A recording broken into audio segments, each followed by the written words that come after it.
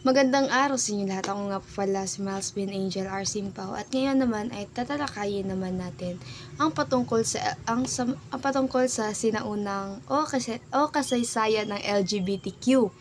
At ngayon, alam naman natin na ang LGBTQ ay paano natin siya ma-define ay nagsisimula talaga siya sa pakiramdam ng isang tao, kung ano yung nafe-feel niya or kung ano talaga yung nararamdaman niya. Ang LGBTQ ay matagal na siyang na discover pa. Mas matagal pa siya sa mga history books natin. Dati sa sinaunang Greece ay may relasyon tulad nila Achilles at nila Patroclus na pinapakita sa literature. At sa Egypt naman ay may tomb na sinasabing magkasama royal officials na sina Nianchcrom at Khnumhotep na sinasabing male romantic pair. Sa China naman ay may Passion of the Cat Sleeve at Mandarin Ducks tradition na tumutukoy sa same-sex marriage love among emperors. Ibig sabihin nito ay noon pa lamang may gender diversity at same-sex relationships at hindi ito modern invention lamang. Dahil may nagpapatunay na talaga na ang LGBTQ ay dati pa talaga yan siya. Sa Pilipinas naman ay may version din nito, ang babaylan at respeto ang default. Bago dumating ang mga Kastila, maraming lipunang Pilipino ay martial o egalitarian, kaya mas bukas sa gender roles. Ang babaylan ay kadalasang babaeng leader o lalaki, gender non-conforming na nagpa-perform ng female roles. Sila ang tagagamot, tagapagritual at tagapagturo, parang spiritual authority. Hindi sila namimilit. Sila ay may mataas na tingin sa komunidad.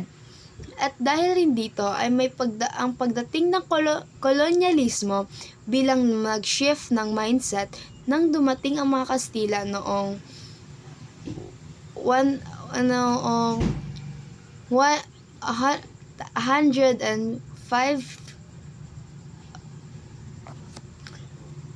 Nang dumating ang mga Kastila noong 1500s ay pinakilala ang bagong relihiyon at moral code. Nagsimula na doon ang pagturing sa LGBTQ bilang kasarian. Nag-phase out na rin ang babaylan traditions at nag-impose ng European gender roles. Ibig sabihin, na-colonize pati ang pananaw ng gender at sexuality, kaya nawala ang dating acceptance. Magandang gabi po sa inyo lahat. Ako po si Jan Sir Sinival at aking pong itatalakay ang ikaapat na kasaysayan ng LGBTQ. At ang aking partner po ay si Bien Simpao po. So ang ikaapat na kasaysayan naman po ng LGBTQ ay ang 1969. Ang Stonewall ay nagsimula ng Pride movement sa New York. Naganap ang Stonewall Riots ay isang protesta ng LGBTQ community laban sa pang-aabuso ng mga tao sa kanila. Ito ang naging spark ng modern pride marches na kumalat sa buong mundo. At ito ay nagaganap ng mga traditionally April or June. So ang ikalaman naman po na kasaysayan ng LGBTQ ay ang 1990s.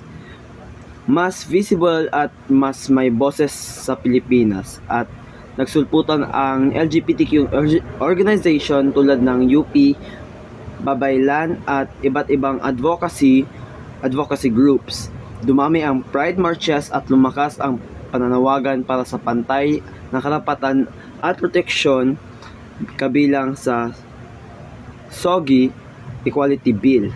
At ang ika-anim naman po at ang last po ay ang kasalukuyang panahon, modern day. Patuloy ang laban para sa equality. Mas kilala at mas nakikita na ang LGBTQ+ ngayon sa media, politika at diskriminasyon at komunidad.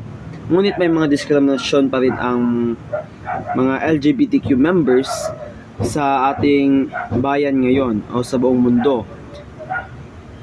At kaya nagpapatuloy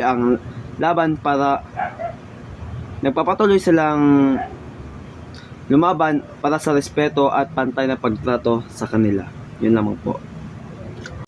Sa kabuuhan, ang kasaysayan ng LGBTQ ay ang kwento ng katanggapan at pagiging totoo sa sarili habang tuloy ang pag-unlad ng lipunan, tuloy rin ang pag-asa para mas umusbong ang hinaharap.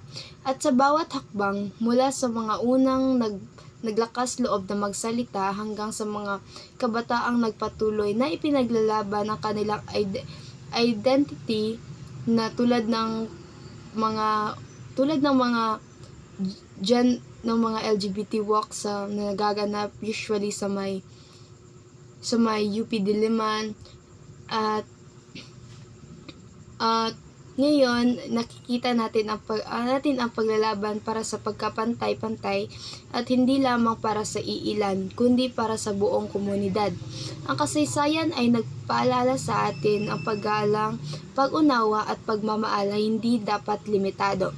At habang mas dumadami ang tumindig, handang makinig at umunawa, hindi lamang sa ating identity, pati na rin sa ating mga pinanggalingan at iba pa, na mas lumapit tayo sa mundo at kung saan ligtas ang tumanggap at malaya ang bawat isa kung maging sino man sila. At ngayon, sana sa pag-report namin nito ay mas lumawak ang ating pag-unawa at tanggapin natin totoo ang mga LGBTQ. Dahil hindi naman nila piniling kung ano ang magiging sila. Dahil yun ang nararamdaman nila at walang mali dito. At yun lamang po at dito po nagtatapos ang aming video reporting ni Gian. Bye po. Thank you.